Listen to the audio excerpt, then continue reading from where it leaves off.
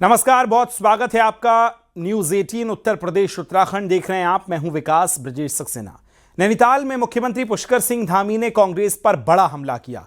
नैनीताल के मुक्तेश्वर में सीएम ने कांग्रेस पर जमकर गरजे हैं और कहा कि कांग्रेस को बाबरी मस्जिद तो पसंद है, लेकिन कैचीधाम के विकास से परेशानी है। सीएम ने कहा कि कांग्रेस की मुगलों की मानसिकता को देवभूमि में लागू नहीं करने देंगे। उन्होंने कहा कि लैंड जिहाद पर जब हम कार्रवाई करते हैं तो कांग्रेस को दिक्कत होती है। सीएम ने मंच से कहा कि कांग्रेस ने हमारी डेमोग्राफी को चेंज करने का काम किया है और विशेष समुदाय के लोगों को बसाने का काम किया। आपको बता दें कि सीएम धामी ने मुक्तेश्वर में 112 करोड़ की योजनाओं का लोकार्पण और शिलान्यास किया। लेकिन कैचीधाम के विकास से उनको बहुत परेशानी होती है भाइयों बहनों। लेकिन आज इस मंच के माध्यम से मैं उन सभी लोगों को स्पष्ट कर देना चाहता हूं कि ये देवों की भूमि है और इस पवित्र भूमि के प्रताप को बनाए रखना मैं, हमारी सरकार, हमारी पार्टी पूरी रूप से इसके लिए प्रतिबद्ध है और हम किसी भी कीमत पर यहां मुगल प्रस्त मानसिकता को पनपने नहीं देंगे। देवभूमि उत्तराखंड के जो मूल अस्तित्व है, उन मूल अस्तित्व में कोई नुकसान उसका नहीं होने देंगे भाइयों बहनों। देवभूमि का मूल अस्तित्व खराब नहीं होगा, लेकिन हमारे कांग्रेस के मित्र हमारे द्वारा जो हम लैंड जिहाद पर कार्रवाई कर रहे हैं, उस लैंड जिहाद पर कार्रवाई करने पर भी उनको दिक्कत हो रही है भाइयों बहनों। इन्हें लैंड जिहाद करने वाले अच्छे लगते हैं। कांग्रेस ने हमारी देवभूमि की डेमोग्राफी को बिगाड़ने के ऐसे ऐसे स्थानों पर विशेष समुदाय के लोगों को बसाने का काम किया है जहां कभी उस समुदाय के लोगों का कोई नामो निशान नहीं होता था, कोई अस्तित्व नहीं होता था। उत्तराखंड में पुष्कर सिंह धामी सरकार लगातार हर मोर्चे पर काम कर रही है, चाहे आर्थिक, सामाजिक या फिर राजनीतिक। उत्तराखंड हर मोर्चे पर तेजी से आगे बढ़ रहा है। सरकार का भी दावा है कि सरकार बड़े सामाजिक और आर्थिक बदलावों की तरफ बढ़ रही है। रिपोर्ट आपको दिखाते हैं।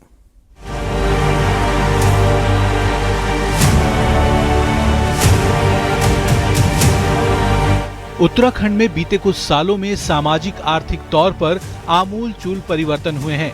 केंद्र के साथ तालमेल करते हुए राज्य सरकार ने अपने ठोस फैसलों के बल पर कई मोर्चों पर सफलता हासिल की। मुख्यमंत्री पुष्कर सिंह धामी का कहना है कि उत्तराखंड ने आर्थिक प्रबंधन में छोटे राज्यों की श्रेणी में गोवा के बाद दूसरा स्थान हासिल किया है। राज्य का वार्षिक बजट 1 लाख करोड़ से ज्यादा पहुंच गया है। तो उधर यूनिफॉर्म सिविल कोड को लागू करने वाला उत्तराखंड देश का पहला राज्य बना है। राज्य में सख्त नकल विरोधी कानून लागू किया गया। पिछले 9 सालों में सरकार रिकॉर्ड 27,000 से अधिक युवाओं को सरकारी नौकरी दे चुकी है।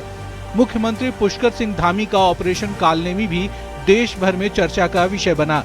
इसके तहत सनातन धर्म को बदनाम कर रहे सैकड़ों छद्म वेशधारियों पर सरकार एक्शन ले चुकी है।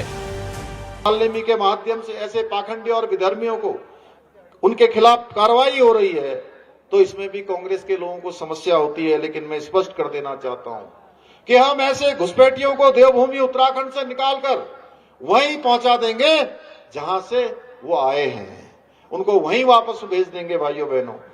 हमारे द्वारा लिए गए इन निर्णयों के कारण आज देश भर में मानव अधिकारों के नाम पर सनातन धर्म को बदनाम करने वाले एकजुट भी हो रहे हैं। कई ऐतिहासिक फैसले इस धामी सरकार ने लिए। जैसा कि आपने कहा, यूसीसी लागू करने वाला देश का पहला राज्य उत्तराखंड है। आज अन्य राज्य इसको फॉलो कर रहे हैं। सख्त नकल कानून बनाने का काम धामी सरकार ने किया है। दंगा विरोधी कानून बनाने का काम धामी सरकार ने किया है। वहीं क्योंकि एक सैनिक बहुल प्रदेश है, कई महत्वपूर्ण फैसले सैनिकों के निर्णय पक्ष में लिए हैं। भ्रष्टाचार के खिलाफ भी मुख्यमंत्री पुष्कर सिंह धामी का सख्त रुख देखने को मिला है। पिछले 3 साल में 200 से ज्यादा भ्रष्टाचारियों पर एक्शन लिया गया। तो इधर धार्मिक प्रतीकों के नाम पर सरकारी भूमि पर किए गए अतिक्रमण को हटाने के लिए सरकार व्यापक रूप से अभियान चला रही है।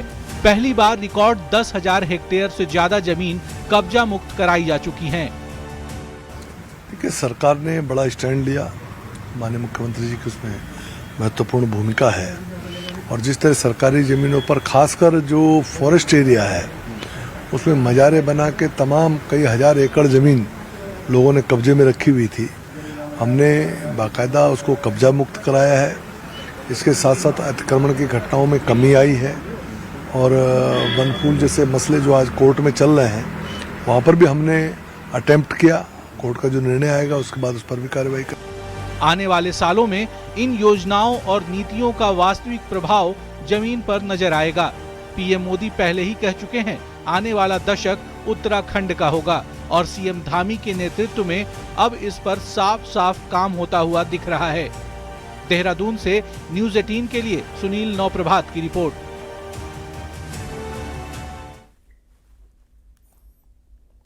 हरिद्वार में राजाजी टाइगर रिजर्व की सीमा में संचालित एक मजार को पार्क प्रशासन ने नोटिस दिया है। इंडस्ट्रियल एरिया बाईपास रोड पर स्थित हजरत सैयद सुल्तान शाह नाम की ये दरगाह राजाजी टाइगर प्रशासन ने गुरुवार को नोटिस चस्पा कर दिया। 15 दिनों के भीतर इससे जुड़ी परमिशन और दस्तावेज दिखाने के निर्देश दिए। अगर मजार से जुड़े वैध दस्तावेज नहीं दिखाए जाते तो आने वाले दिनों में इस मजार पर भी बुलडोजर चल जाएगा।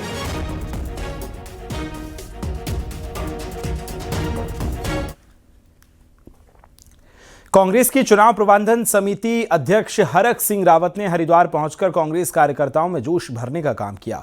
हरक सिंह रावत ने कहा कि इस बार कांग्रेस की सरकार वापस लाने की गंगा हरिद्वार से बहेगी। उन्होंने कहा कि इस बार कांग्रेस सिर्फ मुद्दों तक सीमित ना रहकर बूथ लेवल तक मैनेजमेंट मजबूत करेगी। कांग्रेस कार्यकर्ता हर बूथ पर मौजूद सभी वोटर से संपर्क करेंगे। हरक सिंह ने कहा कि अगर कांग्रेस हरिद्वार सीट जीतती है तो प्रदेश में 50 से ज्यादा सीटें कांग्रेस जीतेगी। शुक्रवार को हरक सिंह रावत 14 दिसंबर को दिल्ली के लाल किले पर होने जा रही कांग्रेस की रैली की तैयारी को लेकर चर्चा करने पहुंचे थे।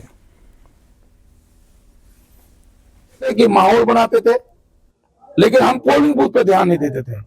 इस बार हमारी सबसे ज्यादा ध्यान हम पोलिंग बूथ पर देंगे कि पोलिंग बूथ पर कांग्रेस का कार्यकर्ता केवल पोलिंग बूथ के दिन नहीं, आज से ध्यान देने लगेगा। मैंने इनसे अनुरोध किया है कि भाई हम टारगेट करें देरा खास में क्या हो रहा है, ग्रामीण में क्या हो रहा है, ये मत चिंता करो आप। पहाड़ों में गुलदार का आतंक लगातार बढ़ रहा है। अल्मोड़ा और रानीखेत शहर के अंदर गुलदार देखे जाने से लोग दहशत में हैं। अंधेरा होते ही गुलदार सड़कों पर निकल रहा है और बेखौफ होकर घूम रहा है। सीसीटीवी में रानीखेत और अल्मोड़ा की तस्वीरें कैद हुई जिसमें साफ देखा जा सकता है कि सड़कों पर खुलेआम गुलदार घूम रहा है। अब तक इन इलाकों में गुलदार कई हमले भी कर चुका है।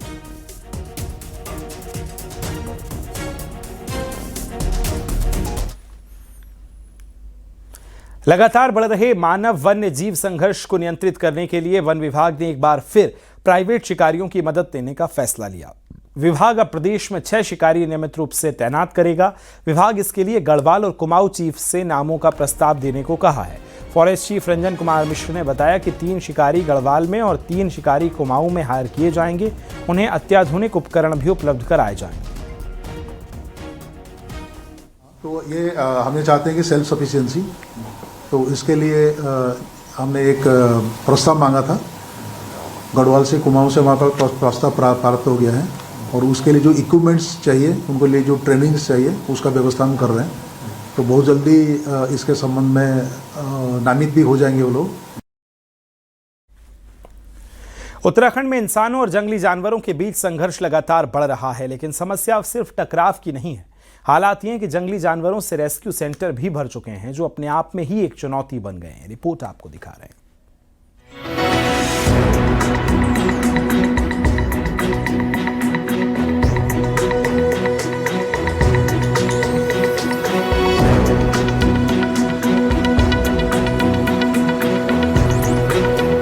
उत्तराखंड में बढ़ते मानव वन्य जीव संघर्ष के बीच अब रेस्क्यू सेंटर खुद एक नई चुनौती बन गए हैं। रेस्क्यू सेंटर में वो जानवर रखे जाते हैं जो घायल हैं या फिर जिन्हें नरभक्षी होने के कारण पकड़ा जाता है। वर्तमान में वन विभाग के पास 5 रेस्क्यू सेंटर हैं, ढेला, चिड़ियापुर, रानीबाग, अल्मोड़ा और देहरादून जू। लेकिन सभी सेंटर फुल हो चुके हैं। विपक्ष का आरोप है कि जगह न होने के कारण वन विभाग एक इलाके से जानवरों को पकड़कर दूसरी जगह छोड़ रहा है। इससे दूसरे इलाकों की सुरक्षा को भी खतरे में डाला जा रहा है। तेंदुओं को पकड़ रहे हैं, 10-5 दिन अपने फॉरेस्ट के किसी कमरे में रख रहे हैं उसको, और उसके बाद कहीं उसको जंगल में, दूसरे जंगल में छोड़ दे रहे हैं। ये तो ऐसा कैसे हो गया कि हर बार जो है हर जगह देखो, कल पोखड़ा में खाए, परसों चमोली में, ये तो ऐसे छिटपुट घटनाएं होती थी। अब तो स्थिति ये होगी कि रोज लोग जो है निकलना ही बंद कर दिया लोगों ने। वन विभाग ये बात स्वीकार कर रहा है कि उसके सभी रेस्क्यू सेंटर फुल हो चुके हैं। वन मंत्री का कहना है कि और रेस्क्यू सेंटर खोलने के लिए जल्द ही केंद्र से परमिशन मांगी जाएगी। विभागीय चीफ रंजन कुमार मिश्र का कहना है कि अस्थायी व्यवस्था के तहत सभी डिवीजन को एक एक सामान्य से बड़े पिंजरे बनाने को कह दिया गया है, ताकि रेस्क्यू कर लाए गए जानवरों को उसमें रखा जा सके। फर्दर रेस्क्यू सेंटर बनाने का भी प्रयास कर रहे हैं, ताकि रेस्क्यू सेंटर बना करके उसका भी उपयोग ला करके जो हम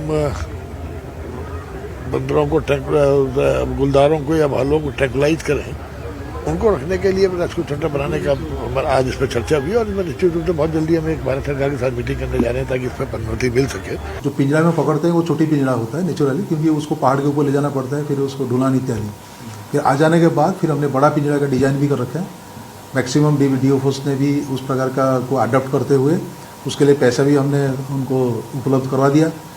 तो उसमें क्या होगा ना, जब तक वो प्रॉपर उसमें रेस्क्यू सेंटर का जो फैसिलिटी है उससे, क्योंकि हमने अभी कैपेसिटी बढ़ा भी रहे हैं। घायल जानवरों को उपचार के बाद जंगल में रिलीज कर दिया जाता है, लेकिन कॉन्फ्लिक्ट में शामिल जानवर को जंगल में छोड़े जाने के आरोप से वन विभाग ने साफ तौर पर इनकार कर दिया है। बहरहाल जंगली जानवरों के बढ़ते हमलों से वन विभाग और जनता दोनों ही दबाव में हैं। न्यूज़ 18 के लिए देहरादून से सुनील नौप्रभात की रिपोर्ट। देहरादून से खबर है, जहां उत्तराखंड के 16 IPS का ट्रांसफर किया गया है। नीरू गर्ग को IG फायर सर्विस बनाया गया है। कृष्ण कुमार VK से CID का चार्ज दिया गया है और अरुण मोहन जोशी को CID का नया IG बनाया गया है। नीलेश आनंद भरण को IG PSC बनाया गया है, और जबकि तृप्ति भट्ट को गृह एवं कारागार विभाग की जिम्मेदारी सौंपी गई है।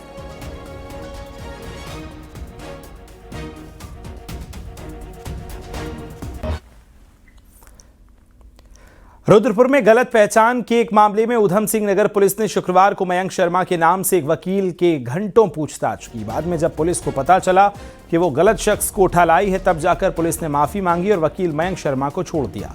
लेकिन गुस्साए वकीलों ने नैनीताल दिल्ली नेशनल हाईवे पर जाम कर दिया। बहुत देर तक चले मान मरब्बल के बाद वकीलों ने जाम खोल दिया, लेकिन शर्त रखी कि दोषी पुलिसकर्मियों के खिलाफ तुरंत एक्शन किया जाए। जिन जिन पुलिस वालों ने मेरे साथ गलत किया है, जो SSP साहब ने जो भी मुझे मतलब लेके गया है, वो मुझसे प्रताड़ित करा है, वो मुझसे माफ़ी मांगे और यहाँ पे आगे सभी अधिवक्ताओं से माफ़ी मांगे। गढ़वाल लोकसभा में शनिवार यानी कल से सांसद खेल महोत्सव की शुरुआत होगी, जिसका उद्घाटन केंद्रीय खेल मंत्री मनसुख मांडविया करेंगे। गढ़वाल सांसद अनिल बलूनी ने बताया कि 13 से 25 दिसंबर तक चलने वाले इस खेल महोत्सव के लिए 13,000 से ज्यादा युवाओं ने रजिस्ट्रेशन किया है। इस महोत्सव में फुटबॉल, बैडमिंटन, कबड्डी जैसे खेलों के साथ ही पहली बार पिट्ठू खेल का आयोजन भी होगा। गढ़वाल लोकसभा के अलग अलग हिस्सों में ये खेल कार्यक्रम होंगे। सांसद अनिल बलूनी ने कहा कि इसमें जो भी प्रतिभाएं निकलेंगी उन्हें आगे बढ़ाने के लिए भरपूर मदद की जाएगी। में आने वाली 13 तारीख को जो सांसद खेल महोत्सव उसका उद्घाटन होने वाला है और ये बड़े गर्व की बात है कि खेलों का उद्घाटन करने देश के खेल मंत्री मनसुख भाई मांडविया भी पौड़ी आ रहे हैं। परसों हम लोग पूरा बहुत बड़ी संख्या में लोगों की एंट्रीज आई है। गढ़वाल लोकसभा में 13,000 से अधिक हमारे युवाओं ने खेलों के लिए भागीदारी के लिए आवेदन किया है। मुझे पूरा विश्वास है कि 13 तारीख से 25 तारीख तक पूरे गढ़वाल लोकसभा के खेल होंगे और इसमें फुटबॉल होगा, इसमें बैडमिंटन होगा, इसमें कबड्डी होगा, इसमें पिट्ठू भी।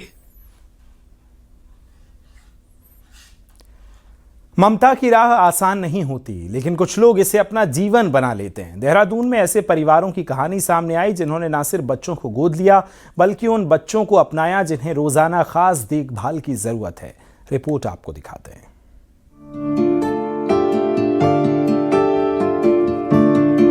रुड़की की सरुलिका की गोद बिन बच्चे के सूनी थी।